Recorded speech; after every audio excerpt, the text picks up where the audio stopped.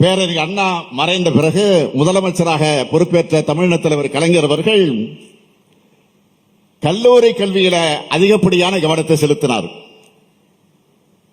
விடுதலை பெற்ற 1947 முதல் 1967 வரையிலான 20 ஆண்டு காலமாக இருந்த திறக்கப்பட்ட மொத்த கல்லூரி எத்தனை தெரியுமா? 68. ஆனா தலைவர் கலைஞர் முதலமைச்சராக இருந்த 69 முதல் 1969 முதல் 75 வரை காலகட்டத்தில் மட்டும் 97 அரசு கல்லூரிகளை திறந்தார். புகமுக கல்லூரி வகுப்பு வர இலவச கல்வின்னு கலைஞர் அறிவிச்ச பிறகுதான் பல்லாயிரக்கணக்கானோர் பள்ளிகள் நோக்கி வந்தாங்க. தலைவர் கலைஞர் தான் மருத்துவம், சட்டம், தமிழ்நயம், கால்நடை ஆகியவற்றுக்கு தனித்தனி பல்கலைக்கழகங்களை உருவாக்கினார். நெல்லை மனோன்மணியம் சுந்தரனார் சேலம் பெரியார் பல்கலைக்கழகங்களை உருவாக்கினார். ஏராளமான மருத்துவக் கல்லூரிகளை உருவாக்கி தலைசிறந்த மருத்துவ கட்டமைப்பை வித்திட்டார். அதனால்தான் இந்தியாவிலே மருத்துவர்கள் வீதத்தில் தமிழ்நாடு நம்பர் 1 இருக்கு. இந்த வரிசையில் கல்லூரி கல்விக்கும், உயர்கல்விக்கும், ஆராய்ச்சி கல்விக்கும் நம்ம திராவிட மாடல் அரசு முக்கியத்துவம் கொடுத்து வரோம். பெண்களுக்கு நேரடியாக பணத்தை கொண்டு சேர்த்து அவங்களுக்கான பொருளாதார விடுதலையும் சமூக விடுதலையும் உறுதி செய்யறோம். கலைஞர் மகளிர் உரிமை திட்டத்தில் மாதந்தோறும் குடும்ப தலைவிகளுக்கு 1000 ரூபாய் கொடுக்கிறோம். அது அவங்க குழந்தைகளுக்கான செலவு, சிறு சேமிப்புகள், முதலீடுகள் செய்யறாங்க. படிப்புக்காகவும் வேலைக்காகவும் வெளியூருக்கு போற பெண்கள் தினசரி பயணத்துக்கு ஒரு குறிப்பிட்ட தொகையை மாதந்தோறும் செல்ல வேண்டிய அவசியம் இருக்கும். அந்த சுமையும் குறைச்சு கட்டணமில்லா விடியல் பயணம் திட்டத்தால் இதுவரை 527 கோடி பயணங்கள் மேற்கொள்ளப்பட்டிருக்கு. வேலைக்கு போற பெண்கள் வெளியூர்ல பாதுகாப்பா எல்லா வசதிகளும் தங்குவதற்கு ஹாஸ்டல், தோழி விடுதிகள், மகளிர் சுய உதவி குழுக்களுக்கு கடனுதவி, எண்ணற்ற மகளிர் திட்டங்களை இன்றைக்கு நிறைவேற்றி வருகிறோம். இந்த வரிசையில் தான் புதுமை பெண் திட்டத்தையும் உருவாக்கின. இது 2021 தேர்தல் வாக்குறுதியில் சொல்லப்படாத திட்டம். இது பெரும் அளவில் தொடர்ந்து நிதி ஒதுக்க வேண்டிய தேவையுள்ள திட்டம். ஆனால் இது தொடங்கியதுன்னு உறுதியா இருந்தன. ஏன் தெரியுமா? தமிழ்நாட்டில் அரசு பள்ளிகளில் படிக்கிற மாணவர்கள் உயர்கல்வி சேர்க்க குறைவா இருக்கிறதா புள்ளி விவரங்களை பார்த்தேன். மேல் படிப்பு படிக்க திறமையும் மனசு இருந்தாலும் பணம் இல்லாததால படிப்பை கைவிடுறாங்கன்னு தெரிஞ்சுக்கிட்டு நான் வருத்தப்படைஞ்சேன். அப்போதுதான் மூவலூர் ராமாமிர்தம் அம்மையார் உயர்கல்வி திட்டம் எனும் புதுமை பெண் திட்டத்தை நான் உருவாக்கினேன். இதனால அரசு பள்ளிகள்ல 6ஆம் வகுப்பு முதல் 12ஆம் வகுப்பு வரை படிச்சு மேற்படிப்பு சேர்ற அனைத்து மாணவிகளுக்கு மாதம் 1000 ரூபாய் அவங்க வங்கி கணக்கில் நேரடியாக செலுத்தப்பட்டு கொண்டிருக்கு. முதற்கட்டமா 5/9/2022 வடசென்னை பாரதி மகளிர் கல்லூரியிலும், 2ஆம் கட்டமா 8/2/2023 திருவள்ளூர் பட்டாபிராமத்திலும் அங்க இருக்கக்கூடிய கல்லூரியில் இதை துவக்கி வச்சேன். புதுமை பெண் திட்டம் தொடங்குற காலத்திலிருந்து இப்ப வரைக்கும் கலை, அறிவியல், பொறியியல், தொழிற்படிப்பு, மருத்துவக் கல்லூரியில் படிக்கிற மாணவிகள் உட்பட சுமார் 4,25,000 மாணவிகள் பயனடைந்திருக்கிறாங்க. இந்த திட்டம் தொடங்கப்பட்டது முதல் மாணவிகளுக்கு ஊக்கத்தொகையாக 590 கோடியே 66 லட்சம் ரூபாய் வழங்கப்பட்டிருக்கு. இதை அரசுக்கு செலவினமாக கருதாம ஒரு தந்தைக்குரிய கடமையா பெண் குழந்தையோட கல்விக்கான மூலதனமாகத்தான் நான் பார்க்கிறேன். சில நாட்களுக்கு முன்னால இங்க தலைமைச் செயலாளர் கூட வரவேற்புரை ஆற்றுகிற போது குறிப்பிட்டு சொன்னார். மாநில திட்டக்குழுவுடைய துணைத் தலைவர் பேராசிரியர் ஜெயரஞ்சன் அவர்கள் ஒரு அறிக்கையை கொண்டு வந்து என்னிடத்தில் கொடுத்தார். அதுல தமிழ்நாடு அரசினுடைய திட்டங்கள் எந்த அளவுக்கு பயனுள்ளதா அமைஞ்சிருக்குன்னு ஆய்வுகள் முடிவுகள் எல்லாம் அதுல சொல்லியிருந்தாங்க. புதுமை பெண் திட்டத்தை பத்தி என்ன சொல்லியிருக்காங்க என்பதை நான் ஆர்வமாக எடுத்து படிச்சு பார்த்தேன். அதை படிச்சப்போ எனக்கு மனநிறைவா இருந்துச்சு. மாதந்தோறும் நம்ம 1000 ரூபாய் வழங்குறதுனால ஆண்டுக்கு ஆண்டு கல்லூரிகள்ல மாணவிகளை கூடுதலாக சேர தொடங்கி இருக்கிறாங்க என்கிற விவரம் அறிக்கை இருந்துச்சு. நாங்க இந்த திட்டத்தை உருவாக்கின நோக்கம் நிறைவேறிச்சு நான் பெருமைப்பட்டேன். பணம் இல்லாம படிப்பை நிறுத்தின பல்லாயிரம் மாணவியர் கல்லூரியை நோக்கி வர தொடங்கி இருக்காங்க. உங்களுடைய படிப்புக்கு மட்டுமல்ல, எந்த தடை வந்தாலும் அதை நான் உடைப்பேன்.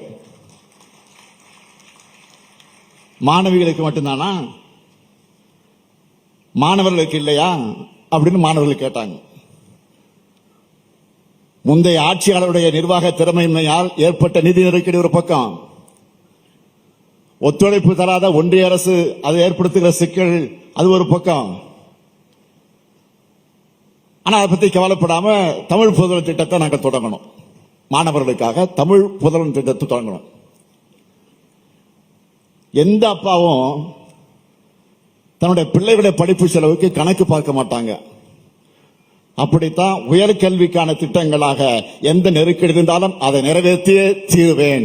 கடந்த 9/8/2024 அன்று கோயம்புத்தூர் மாவட்டத்தில் அரசு கலைக்கல்லூரியில தமிழ் புதல்வன் திட்டத்தை நாங்க தொடங்கணும். அதை தொடங்கினதிலிருந்து சுமார் 3,52,000 மாணவர்கள் பயனடைஞ்சு வராங்க. இன்று வரை மாணவர்களுக்கு உதவித்தொகையாக 143 கோடியே 41 லட்சம் ரூபாய் வழங்கப்பட்டிருக்கு.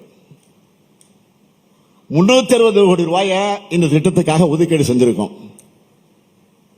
அடுத்து அரசு பள்ளி மாணவியருக்கு மட்டும்தானா, அரசு உதவி பெறக்கூடிய பள்ளியில் படிக்கிற மாணவர்களுக்கு கிடையாதான்னு ஒரு கோரிக்கை வச்சாங்க.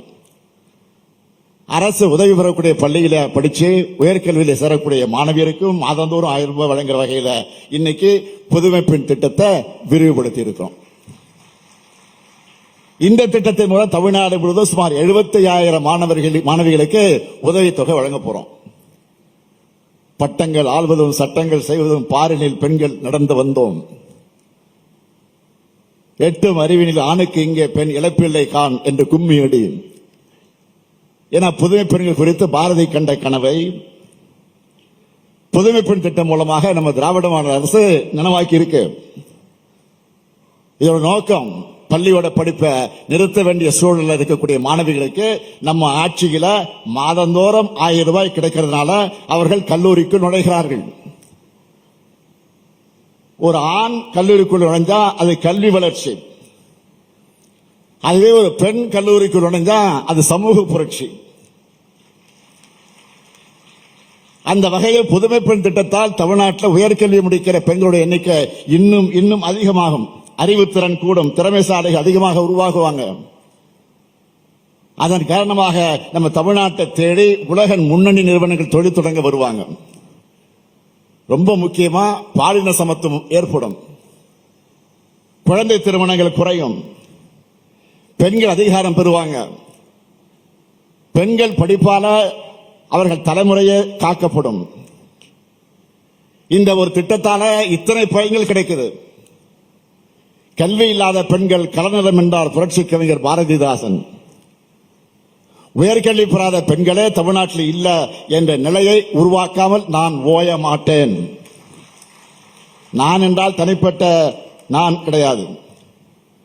என்னை ஏற்கும் தலைவர்களும் அவங்க என்னோடு விதைச்சிருக்கக்கூடிய கொள்கையிலும் தான் காரணம். நம்ம திராவிட மாடல் அரசோட ஒவ்வொரு திட்டமும் ஒவ்வொரு வகையில இந்தியாவுக்கு முன்மாதிரியாக அமையுது.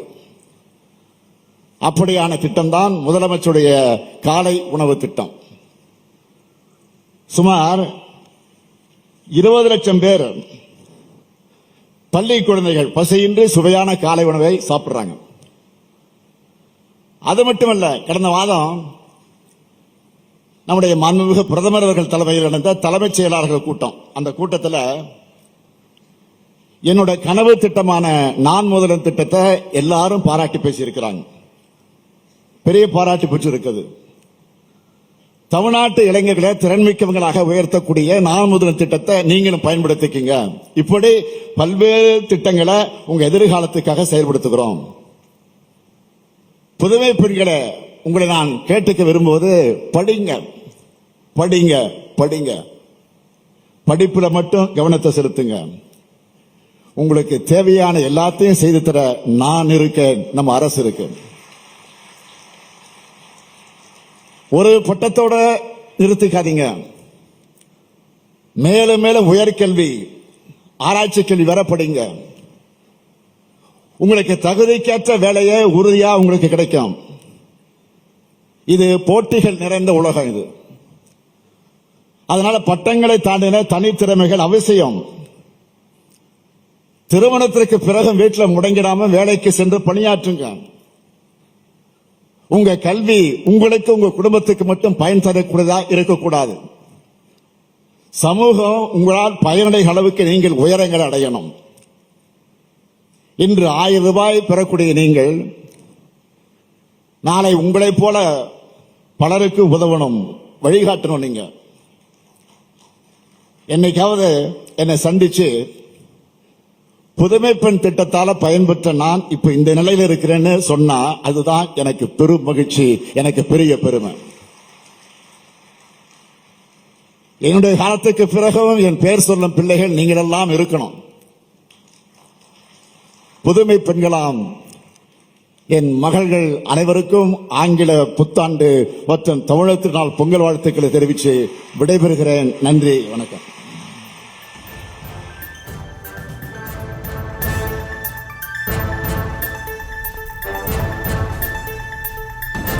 தூத்துக்குடி மாவட்டத்தில் புதுமை பெண் திட்டத்தின் விரிவாக்கத்தை தொடங்கி வைத்த பின் முதலமைச்சர் மு.க. ஸ்டாலின் உரையாற்றினார். அந்த காட்சிகளை பார்த்தும் விவரங்களை பின்னர் வரும் செய்திகளில் பார்க்கலாம்.